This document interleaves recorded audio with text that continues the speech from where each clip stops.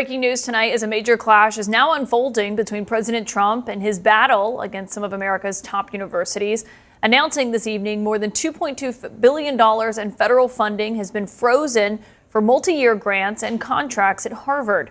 That comes after Harvard said tonight that it was rejecting a list of demands from the administration on sweeping changes and would fight back against them.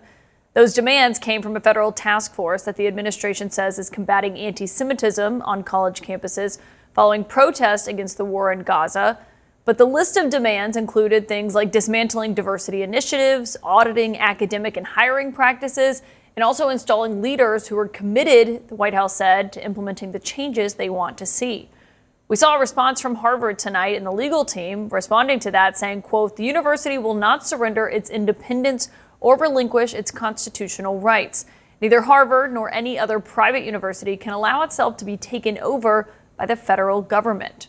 Now, Harvard's $9 billion that's at stake here is just a fraction of the billions that the Trump administration has been targeting at schools across the country. Harvard's decision, though, appears to be the first time that we have seen a school directly refusing to comply. This comes as the Harvard faculty chapter of the American Association of University Professors and its national counterparts sued the Trump administration. My source tonight is the Harvard law professor and general counsel of the organization at the heart of this lawsuit.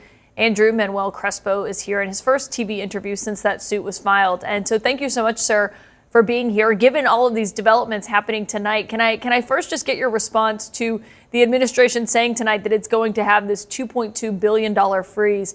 What kind of impact does that have? Well, thanks so much for having me. And while this cut is obviously deeply disappointing and a real blow, not just to Harvard, but to higher education across the United States, it's not exactly unexpected. The Trump administration has been threatening to withhold and then withholding millions and then billions of dollars from some of the leading institutions of higher education in the country. The impacts of those cuts will be severe. Not just to cutting-edge research, cures for cancer, cures for diseases, studies that try to understand the most cutting-edge technology, but also all of the work that happens at these universities with respect to how we study our history, the things that are essential to our democracy. There's a lot that happens at these universities that are essential to having a free democracy, and that's, I think, exactly the reason why they're all under attack. So the impact is significant, but I'm really proud to see Harvard standing up to fight. Well, you filed your lawsuit before we saw how Harvard was going to respond tonight, and essentially you were arguing that the threat to cut this funding violates free speech and other First Amendment rights here. Given Harvard is the first school that we've seen respond this way, how does that impact your lawsuit, and what does that mean for this going forward? Well, I think the Trump administration's decision to cut $2.2 billion from Harvard tonight makes clear just how essential this lawsuit is and how critical this fight is, and why it's so important for Harvard and really every university in the country to take a stand at this critical moment, because this is a clear, unquestionable violation of First Amendment rights. You mentioned some of the demands that the administration has made of Harvard.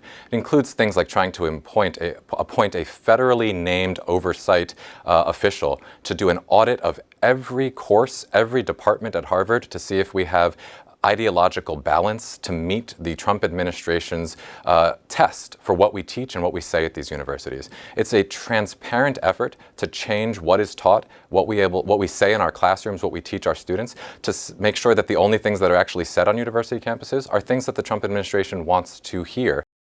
Swift consequences with staggering impacts. By defying the administration's demands, Harvard was hit with a funding freeze of $2.2 billion in grants. The conversation is, what in the world is going on? There is so much uncertainty about, is any federal funding safe? Monday night at Harvard, students swayed back and forth, simultaneously defending the university's defiance of the Trump administration and also expressing concern over what these massive funding cuts mean for cutting-edge research. These are people who are the best in the world, and that's why they're here. So that research is sort of in jeopardy. The freeze comes after Harvard rejected a proposal calling for policy changes, including an immediate end to DEI, an audit of viewpoint diversity, discipline for protest encampments, and reforms to international admissions. The Trump administration is trying to make an example of the wealthy selective institutions, trying to get them to completely overhaul the way they do everything. Harvard's president explained the university refuses to negotiate over its independence or its constitutional rights. A statement that, according to President Trump's joint task force, quote, reinforces the troubling entitlement mindset that is endemic in our nation's most prestigious universities. And Harvard said that addressing anti-Semitism remains a priority, strengthening their rules, expanding training, and supporting their Jewish community, but that curtailing research funding would not help with this important work. In Cambridge, I'm Julie McDonald, WBZ News.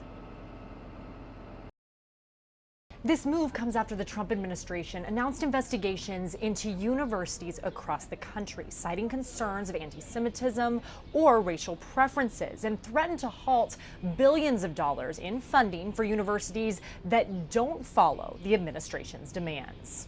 Among the mandates in the administration's letter to Harvard were the elimination of the university's diversity, equity, and inclusion programs, banning masks at campus protests, reforming the admissions process, and reducing the power held by faculty and administrators. Harvard informed the administration that it will not accept the proposed agreement. And in a statement, the university's president said, quote, no government, regardless of which party is in power, should dictate what private universities can teach, whom they can admit and hire, and which areas of study and inquiry they can pursue. In response, the administration froze $2.2 billion in federal funding for the university, and President Donald Trump later took to social media, writing in part, perhaps Harvard should lose its tax-exempt status and be taxed as a political entity. Harvard's decision appears to be the first time an elite university has pushed back against those demands from the administration, and comes as other universities grapple with how to respond. Reporting at the White House, I'm Julia Benbrook. Look, it has a profound effect on all kinds of research programs, probably most pressingly in some ways, research on curing diseases like cancer, diabetes, heart disease. But it also affects research on how to prevent recessions, research on the nature of freedom, research on democracy, and crucially, it affects the ability to provide financial aid for the more than 2/3 of Harvard students who, because of the resources that the university has, are able to not pay full tuition at Harvard College. So this is a very frontal and punitive, and I might add, unlawful attack. So I'm not at this point involved in the university's response and management to the situation, but I hope the university's response will be very firm and that the university will do what is necessary to protect its autonomy. Because I believe that one should not comply with a government that is being extra lawful. The statute that the government refers to, having to do with discrimination, has a whole variety of rules in it, that you have to give notice, that you have to have hearings, that you have to engage in a process of discussion, that your punishment has to be tied to what an institution has done wrong rather than indiscriminate, that the focus has to be discrimination. That's not what any of this is. This is an attempt to impose the kind of regulation on Harvard that is imposed by government on universities in countries that we don't think of as democracies, countries that don't have free speech protections. And so one obviously should follow the law, but that does not mean obeying government edicts when those edicts are themselves extra lawful. That's why we have courts. And so if it comes to that, there'll be litigation.